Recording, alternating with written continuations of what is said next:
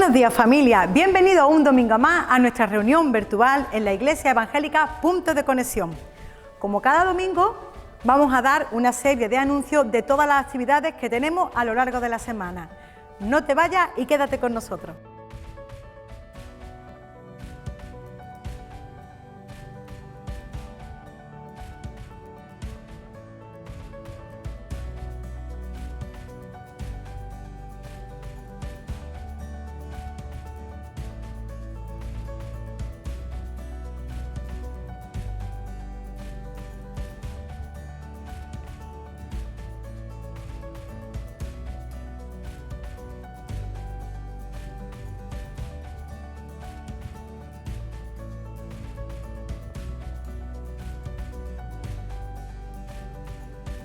A continuación, seguimos con la reunión. Vamos a dar paso a la alabanza.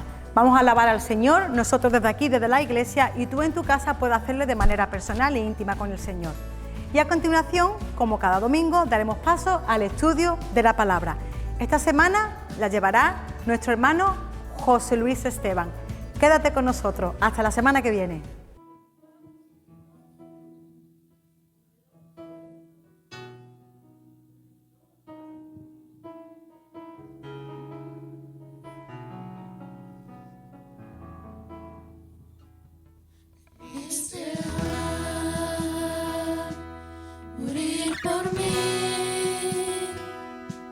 Mi libertad la encontré solo en ti. Tu sangre que me limpió, redimido estoy por tu gran amor, una cruz, gran amor. Tu sacrificio para siempre fue un Dios a todo aquel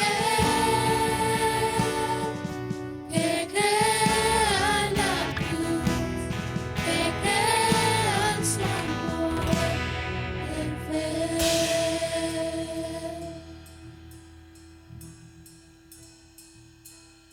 Desear morir por mí, mi libertad la encontré solo en tu sangre me limpió, redimido estoy por tu gran amor. La cruz, gran amor, tu sacrificio para siempre fue un Dios a todo aquel que crea en la cruz, que crea en su amor. Gran amor,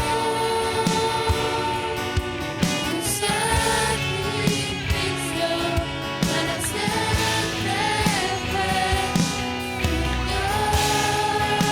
Dios a todo aquel que crea en la cruz, que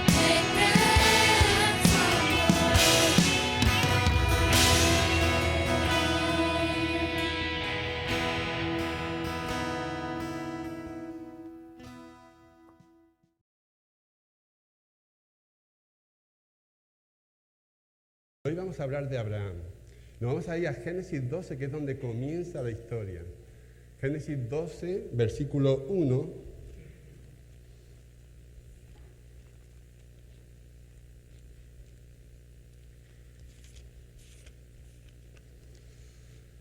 Versículo 1.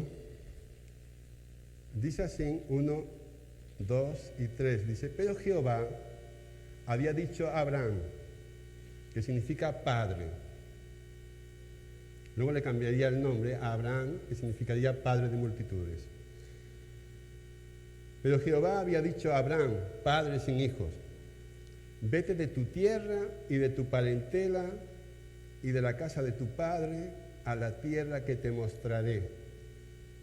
Y haré de ti una nación grande y te bendeciré y engrandeceré tu nombre y serás bendición.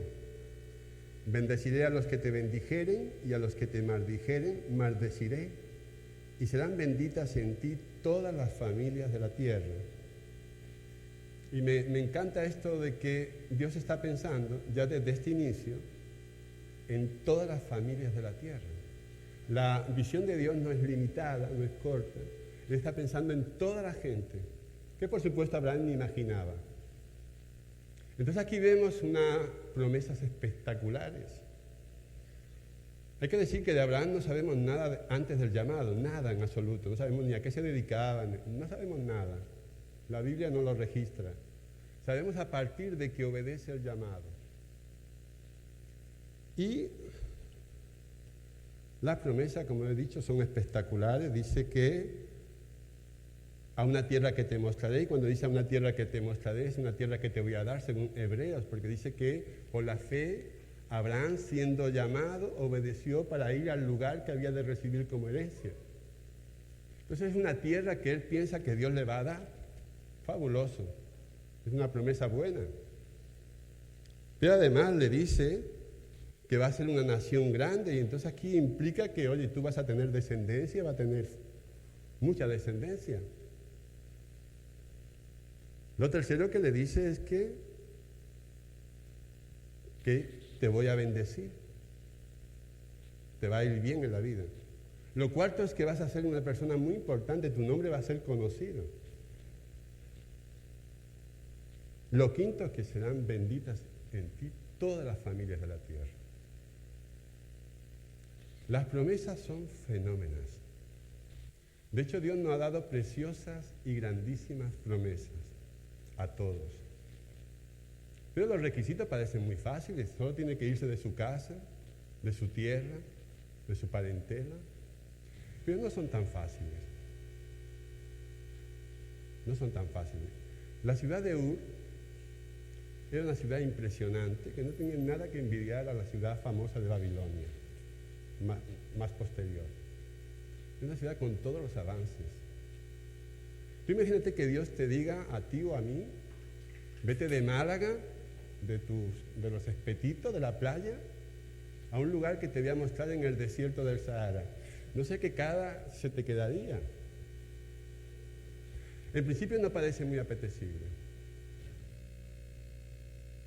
Además, viajar, hoy en día, si queremos pasar un fin de semana en Londres, cogemos un avión de estos low cost, nos cambiamos y es fácil, pero en aquel tiempo un viaje de esta distancia era un viaje de ida, generalmente no era de retorno. Entonces es complicado. Pero además, lo más complicado es que él tenía que dejar su familia, su parentela, su tierra. Y la familia hoy tiene su importancia, pero no tanta como en aquella época. Allí eran los clanes, eran clan familiar, y el clan familiar significaba todo. Significaba tu seguridad social, tu sistema de desempleo, tu plan de pensiones, todo. Entonces, para Abraham dejar eso, Dios no sé cómo se le apareció realmente, no sabemos si fue audiblemente, si fue visiblemente. Para dejar eso, Dios lo tuvo que motivar mucho.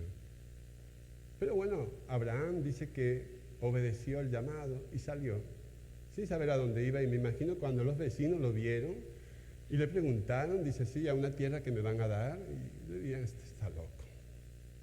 Entonces Abraham dice aquí, si nos vamos hasta el versículo 31 del capítulo 11, dice que tomó Taré a Abraham su hijo, y a Lot, hijo de Harán, hijo de su hijo, y a Sarai, su nuera, mujer de Abraham su hijo, y salió con ellos de Ur de los Caldeos para ir a la tierra de Canaán. Y vinieron hasta Harán y se quedaron allí. Entonces, inició el camino, pero se quedó a mitad de camino. Se quedó en Harán. Dios no lo había llamado Harán. Dios le había llamado a una tierra que no sé cómo se la enseñó, cómo se la mostró, si le dijo el nombre, si le enseñó un mapa, pero no era aquel sitio. Era un viaje largo porque eran 1000 kilómetros. Y 1000 kilómetros en el transporte de la época, que eran los 4x4 de la época, eran los camellos de 3 marchas, paso, trote, galope, 2 jorobas, todas las comodidades. Tenías que llevar la cocina, tenías que llevar el dormitorio, tenías que llevarlo todo porque no había hoteles. Las gasolineras de la época eran los oasis, que estaban desperdigados. Entonces un viaje de eso, de 1000 kilómetros, desde Ur hasta Harán, tiene su mérito. Pero Dios no lo había llamado a Harán y se quedaron allí. Uno intuye por qué se quedaron, aunque no lo pone aquí. El padre se llamaba Taré, que su significado es el que se retrasa, el que se demora. Y el padre dice en el libro de Josué que era una persona que servía a dioses, era idólatra, servía a otros dioses. De hecho, la tradición hebraica dice que fabricaba figuritas de dioses, ídolos. Entonces yo me imagino que el padre no fue con la mejor onda y se quedaron en Harán. Intuyo que fue por culpa del padre.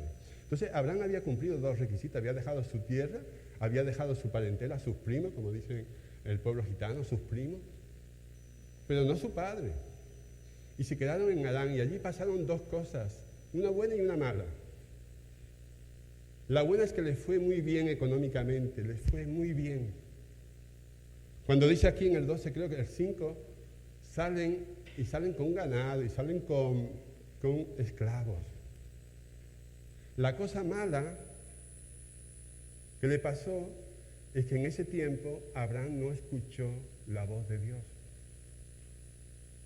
Entonces cuando nos quedamos a mitad de camino, dejamos de oír la voz de Dios. Hay un silencio. Hay un silencio. Entonces dice aquí, no sabemos cuánto tiempo, el tiempo que pasó, indefinido.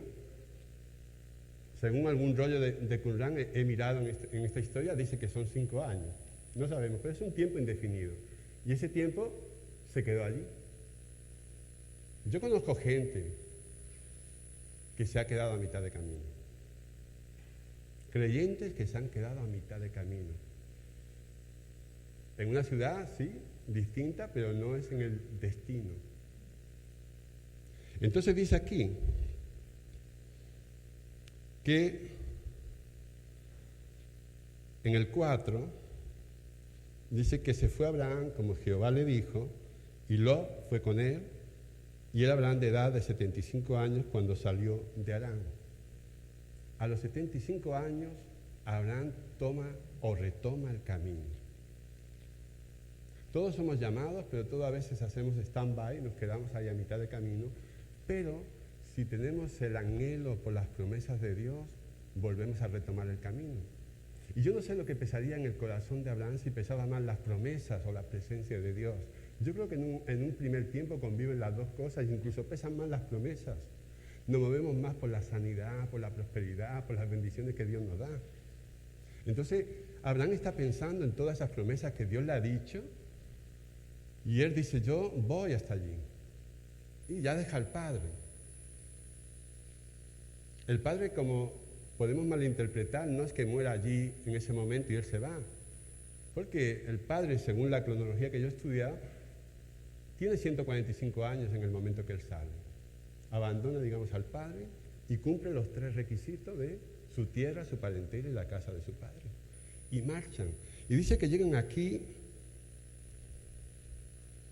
el versículo 6, 12:6, y pasó Abraham por aquella tierra hasta el lugar de Siquén, hasta el encino de Moré. Y el cananeo estaba entonces en la tierra. Alguna gente se pregunta, bueno, Dios movió a Abraham de Ur, ¿por qué lo movería? Al fin y al cabo, Dios lo podía bendecir en esa ciudad. Y la interpretación más normal y más común es que Dios lo movió porque era un sitio idólatra. Pero realmente todo el mundo civilizado era idólatra.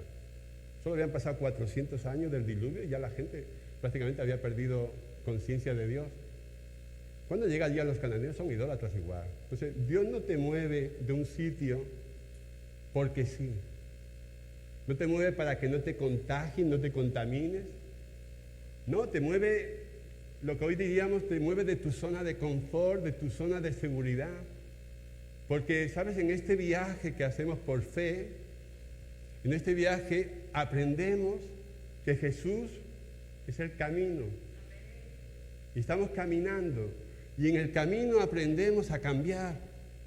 Pero a veces yo me puedo quedar parado.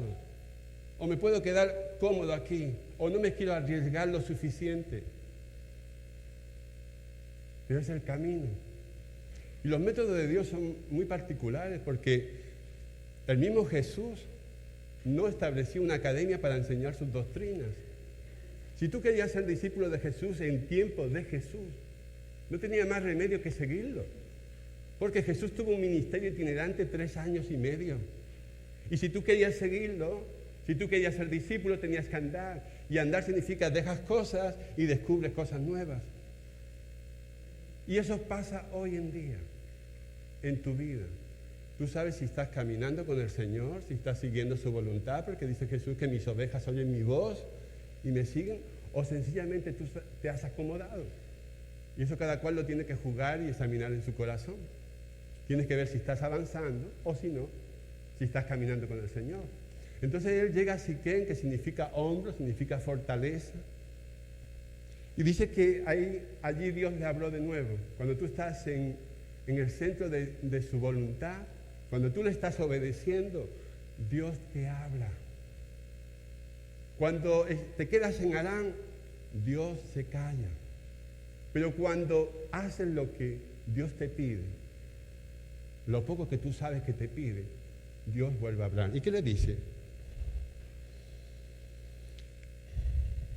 Dice en el 7, y apareció Jehová a Abraham y le dijo, a tu descendencia daré esta tierra.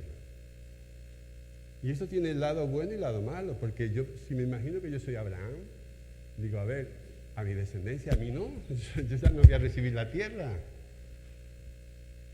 El lado bueno es que voy a tener descendencia, Dios me lo está confirmando, porque yo intuyo, y todos creemos que es así, que Abraham se mueve básicamente porque quiere ser padre. Hoy en día a mucha gente no le importa ser padre o no serlo, pero en aquel tiempo no ser padre era un estigma. Entonces yo creo que lo que más pesó en su corazón es que Dios le prometió una descendencia muy grande.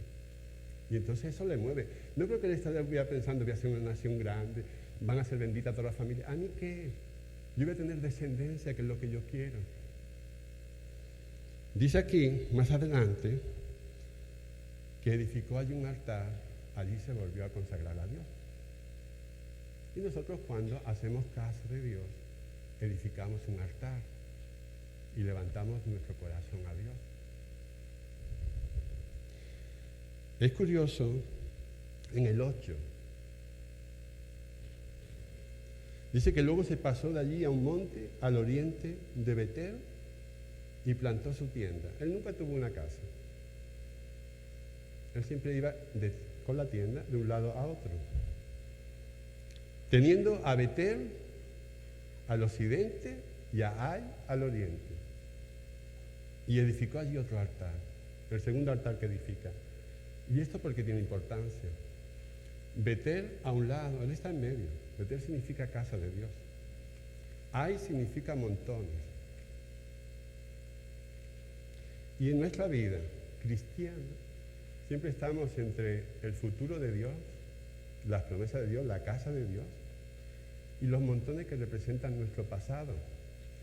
Isaías 51 dice, mirad la piedra de la que fuisteis cortados, el sitio de la cantera de la que fuisteis arrancados. Entonces cuando Dios nos arranca de un sitio, nos corta de un sitio, es para hacer algo. No para dejarte en otro montón, sino para hacer casa de Dios. Entonces siempre estamos en esta tesitura. ¿Nos volvemos a Ai o nos vamos para Betel? Vamos a ver qué pasó con él, con Abraham. ¿Qué es lo que pasa muchas veces con nosotros? Dice aquí,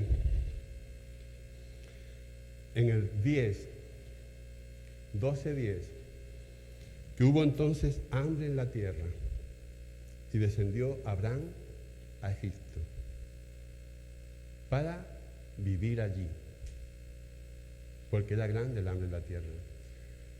Entonces, a veces pasa que ninguna de las promesas que Dios le había dicho se habían cumplido en este tiempo.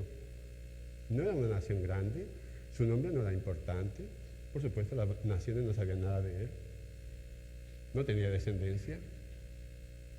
Dios te mueve de un sitio, te lleva a un lugar y a lo mejor Abraham pensaba que una vez que llegara al lugar se cumplía todo. No se cumplió nada. Y para colmo, que Dios le había dicho que le iba a bendecir, hay hambre. Y viene hambre a tu vida. Y entonces Abraham hizo lo que haríamos muchos, y hacemos mucho: descender a Egipto. Y es algo legítimo y natural, porque en Egipto hay comida, hay trabajo. Pero el problema es que Abraham había tenido una visión sobrenatural, había tenido un llamado.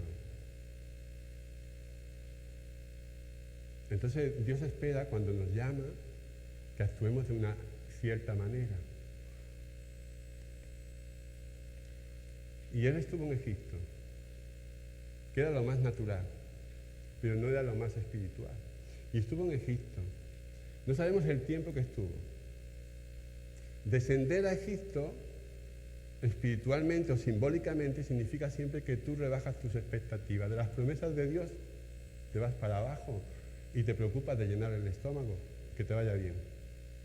Hay dos noticias que suceden en Egipto, una buena y una mala. La buena es que les sigue yendo bien a Abraham. Dice más adelante que en el 13 que sale riquísimo de ganado, de plata, de oro, le va muy bien. La mala, que sigue habiendo silencio de Dios, no le habla. Dios se calla. Dios no va detrás nuestra.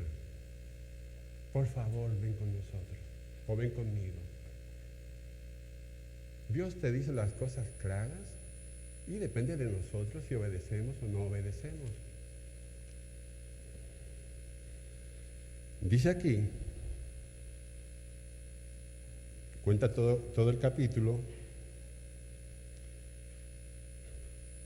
dice aquí, en el versículo 3, capítulo 13, fíjate la cantidad de cosas que han pasado en un capítulo y algo. Dice aquí que Abraham, en el 2, era riquísimo en ganado, plata y oro, pero totalmente fuera de la onda de Dios. Dice aquí en el 3 que volvió por sus jornadas desde el Neguev hacia el Betel. ¿A dónde? Hasta el lugar donde había estado antes su tienda, entre Betel y Ai. Y entonces aquí se ve claramente cómo Abraham vuelve de nuevo a la senda de Dios, al camino de Dios, a conocer a Dios. Dice que volvió por su jornada. ¿Tú sabes lo que en otras traducciones dice esto? Que volvió poco a poco. Le costó. Y yo no sé, pero mi experiencia cuando yo me he apartado del Señor, y me he apartado, he seguido viniendo a la iglesia, pero me he apartado, o no he creído como tengo que creer, a mí me ha costado volver. Y tienes que volver. Si quieres la vida del Señor, no tienes otra. Y entonces dice que le volvió poco a poco al mismo lugar, y dice que levantó de nuevo un altar a Dios. De nuevo. A partir de aquí, Abraham tiene un cambio. Ha entendido ya 2 veces, en 2 despistes, dónde está la perfecta voluntad de Dios. Y aparece todo el capítulo 13. Todo el capítulo 13, la disputa entre los pastores de Lot y los pastores de Abraham. Y es interesante todo este capítulo porque realmente Lot es alguien, tipifica al cristiano o al creyente carnal. Y cuando decimos carnal no queremos decir algo despectivo. Sencillamente, carnal significa uno que se deja guiar por sus sentidos físicos. Y en cambio, Abraham era alguien que empezó a aprender a ver con los ojos de la fe. Entonces yo, en mi caminar, yo puedo mirar la realidad con mis ojos físicos, de hecho la tengo que mirar, evidentemente, pero puedo ver el sentido o el propósito que Dios está poniendo en mi vida. Porque si yo no le veo sentido y propósito, lo más normal es que yo me despiste, yo me canse, yo me desanime. Entonces Abraham entiende que Lot no está en la misma onda y le dice, mira, elige tú lo que tengas que hacer, elige tú el lugar. Y Lot, que tipifica al creyente que se deja guiar por sus sentidos físicos, dice lo siguiente aquí de Lot. Dice en el 13:10, y alzó Lot sus ojos y vio toda la llanura del Jordán, que toda ella era de riego como el huerto de Jehová, como la tierra de Egipto en la dirección de Zoar. Entonces para él le pareció que aquello era lo mejor, lo mejor. Y entonces Lot fue muy listo, pero muy ingrato a la vez, porque Abraham era como su padre realmente. Y Abraham le deja la parte montañosa. Él se queda con el valle, que es como el huerto del Edén, y deja la parte montañosa. Y yo me imagino la cara de Abraham, que se quedaría con cara de tonto y con cara de decepción. Pero ¿sabes de lo que yo aprendo aquí? Que Dios nos enseña a perder. En la vida cristiana lo que se trata es de perder, no de ganar. El Evangelio no es para que tú seas victorioso, lo ganes todo, te vaya muy bien en la vida. El Evangelio consiste en perder. Jesús dijo que el que quiera salvar su vida, la perderá. ¿Qué es lo que hizo Lot? Lot hizo la peor elección posible. Pero el que quiera perder su vida por causa de mí y del Evangelio, la ganará. Entonces estamos siempre en esa tesitura. Entonces el Señor lo que nos enseña en este camino es que tenemos que perder. Y cuando perdemos, sinceramente muchas veces se te queda cara de tonto, estoy haciendo el primo. Pero Dios tiene algo para ti precioso. De hecho, Dios le dice, cuando se va, dice, mira, alza tus ojos, mira todo a tu alrededor, toda esta tierra es para ti. Y Abraham le creyó. Entonces aprendemos a perder con el Señor. Aprendemos que nos habíamos hecho una expectativa de cómo iba a ser nuestra vida cristiana, de cómo nos iba el Señor a bendecir. Y muchas veces vemos que no se cumplen las promesas. Pero es que Dios tiene un plan, tiene un proceso. Él sabe que mientras caminamos, vamos siendo transformados, vamos siendo cambiados. No hay otra. Hay un pasaje más que quiero leer, que está en Génesis 15, y vemos a un Abraham que está metido en una tienda. Y Dios le dice en el 15:1, dice, después de estas cosas vino la palabra de Jehová a Abraham en visión diciendo, no temas, Abraham, yo soy tu escudo y tu galardón será sobremanera grande. Tu recompensa va a ser muy grande. Y dice en el 3, y aquí vemos una queja.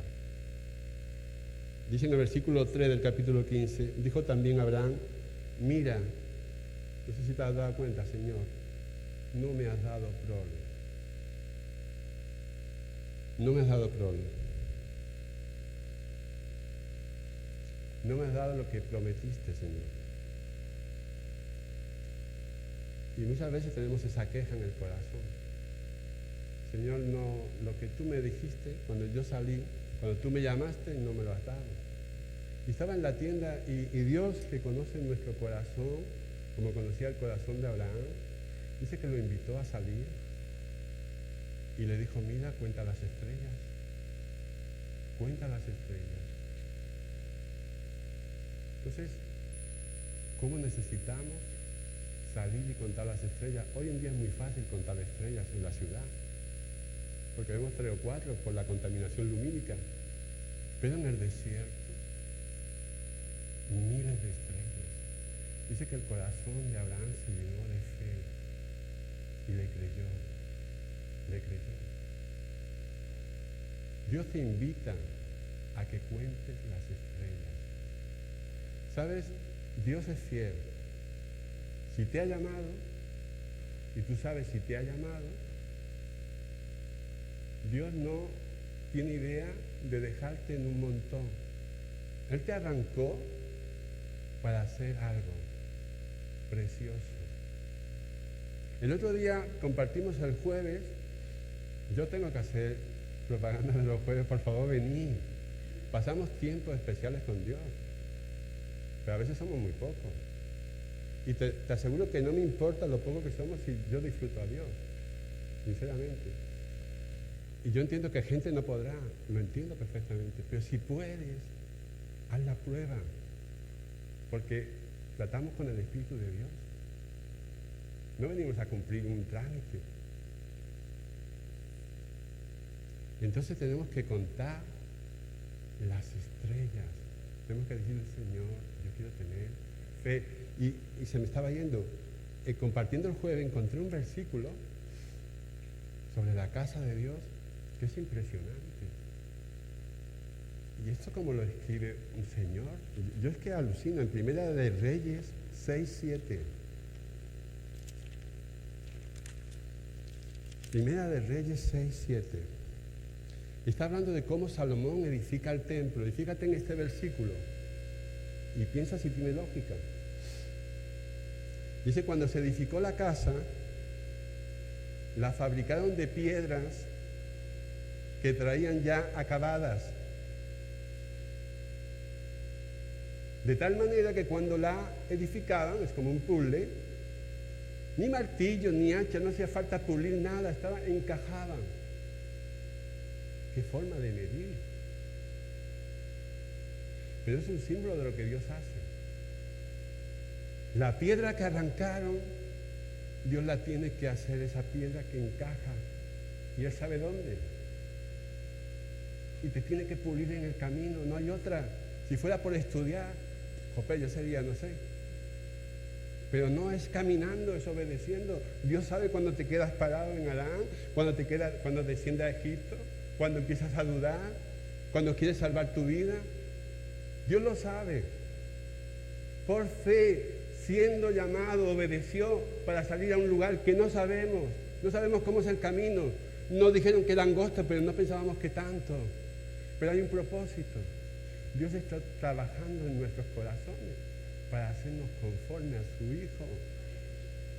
El destino es maravilloso, pero el camino es excelente. El camino es Jesús. Yo soy el camino. Él no dijo yo soy la meta, yo soy el camino. Así que, hermano, identifícate. Cuando yo voy a una ciudad utilizamos el GPS para saber dónde llegar, a qué museo llegar. No importa que la ciudad no la conozcamos, nos lleva. Tenemos un GPS. Hace 2000 años se escribió y te dice dónde estás, en qué lugar estás, si estás parado, si estás andando. Te lo dice. Y te lo dice para que andes, para que camines en fe, para que seas valiente. Amén. Aleluya.